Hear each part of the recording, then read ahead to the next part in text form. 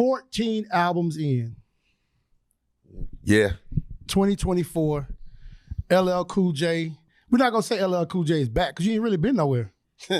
Well, it's definitely a reemergence, right? A return to music. I mean, I walked away from it well over a decade. You know what I'm saying? You could, in a lot of ways, you could say 2 because of the last experimental album I did was a small, independent kind of experimental thing. So I haven't had a major release in at least decade and a half or so, 2 decades. So it feels good to be able to, you know what I'm saying, touch the people with some new music and show them what's possible. But I kind of knew you was coming back. And what really set it off for me was the Rock the Bells tour. Yeah. When the Rock the Bells tour came about, I was like, okay, you got so many fans because like you're like our first hip hop superstar, solo superstar. Yeah. I mean, we had Sugar Hill Gang, Curtis Blow, Treacherous 3, and all those artists, Melly Mel. But like for the kids, when we were kids, like you were the guy. Yeah. Yeah. You know, it's funny, man. I love that. And I think about that and then I look at people like Mick Jagger. And I look at, artists like Bruce Springsteen and, even Bono to a lesser extent.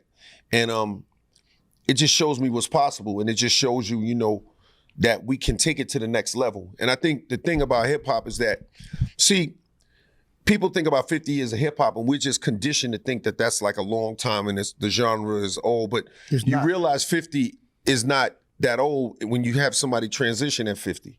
Then you say, oh, wait a minute, that's not that old. So hip hop is really not quite as old as the narrative would paint it. So what that means is there's room for us to see, artists evolve and go to the next level.